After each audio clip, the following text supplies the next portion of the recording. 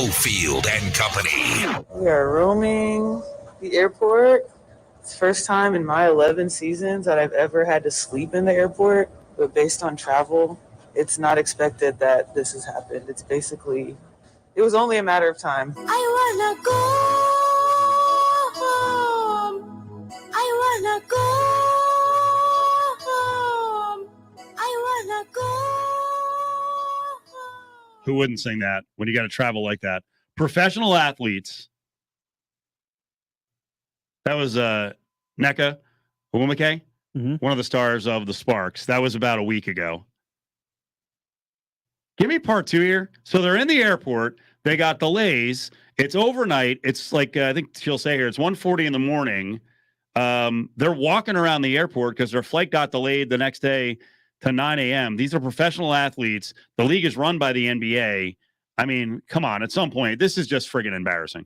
Half of us are sleeping in the airport, half of us are at a hotel. There weren't enough rooms after our flight got delayed, canceled, delayed, and then canceled at 1 a.m. And then rebooked for first thing in the morning. It is now 1:44, and we're here till 9 a.m. I doubled up my clothes, y'all. Getting cozy. Just walking around the airport. By the way, the I Want to Go Home little song is real big on TikTok. That was actually from a different video of a different team all standing around waiting because of flight delays. WNBA teams. I think in that case, it was Dallas. It was Veronica Burton on the wings. So this has been a thing that's been going on. Listen, we all tolerated it. You know, if you want to sit here and you're like, oh, the league doesn't make money, so they can't treat it like, okay. First of all, most of these players, a lot of them are accustomed to coming from college programs, women's college programs, where they charter flights. I'm guessing UConn is not doing Notre Dame, not doing freaking commercial flights. And now that we're in the playoffs, I just mentioned the scenario to you.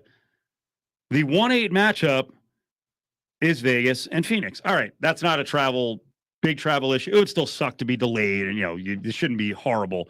But the Seattle-Washington series is 4-5. The stupid playoff system, because it's best of three, the top seed gets the first two home games. If they can't sweep, they got to go on the road to win game three. Seattle will have to go all the way across country to Washington. That is stupid. And it's very likely that will take place because you said Washington's really good, and they'll probably split. Yeah.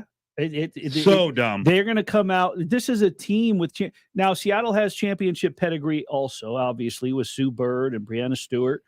And they have some quality veterans that have come in to bolster the bench. But Washington's got Elena Deladon, Natasha Cloud. I mean, they have a roster that makes it very tough for the Western Conference teams to contend. That's why Washington was a thorn in so many teams' sides, especially during the second half of the season. And they're playing with a chip on their shoulder. Natasha Cloud has been tweeting out all she got shunned for the All-Star, not even picked to be a reserve. So she led the league in assists, and she's an all defensive player. So this is going to be a tough chore for Seattle. The only thing that I can say that Seattle has going for it at home for the first two games is that Sue Bird would not want her career to end on the road. And she certainly doesn't want it. But it might. But it might. And it might also end with delays and cancellations and pushing a game back and a team exhausted, not ready to play a game. That's stupid. It's very likely because they've only guaranteed chartered flights for the finals. That's so stupid. What, the rest of the playoffs don't count? No, only the finals count. According to Kathy Engelbert. So dumb. So you know what? Coaches don't even care anymore. Do they get fined? Do players and coaches get fined? Like if you did something like this in the NFL and was bitching about the league all the time, you get fined. There's no way the WNBA is fining. They're not going to fine him because they know the situation that they're in. Like Natasha Cloud ripped the refs a couple of weeks ago, like publicly. I think she tweeted. She said they're trash. She called them trash. Okay, well in that case, I don't think she got fined. Really, they got a problem on their hands. This is embarrassing. Hey, a couple of breaking news items. So first of all, Seahawks, that quarterback battle, not really a battle, according to Pete Carroll. Geno against Drew Lock. Drew Lock has COVID. So he's not going to play this week against the Bears. So, I mean, that's That'll probably end his hopes to start game 1. So that sucks.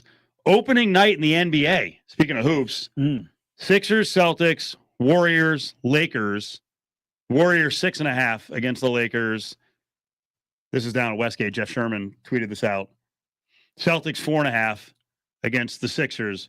What happens if in 3 weeks the Nets are like, all right, we got it done. Kevin Durant and Kyrie Irving to the Lakers, Anthony Davis, and a package coming back to the Nets. Let's go. Okay. So will the number still be 6.5 if it's KD, LeBron, and Kyrie on the Lakers? No, it'll drop.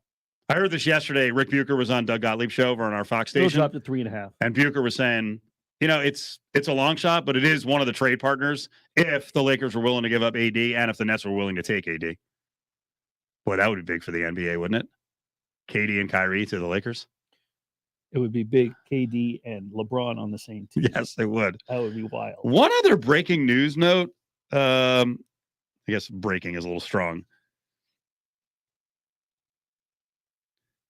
F1's coming to town November of 2023.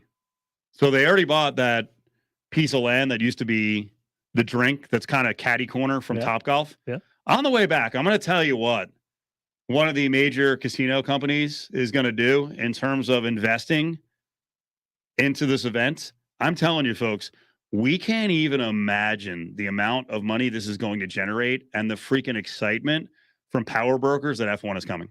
Join the conversation on Twitter at ESPN Las Vegas.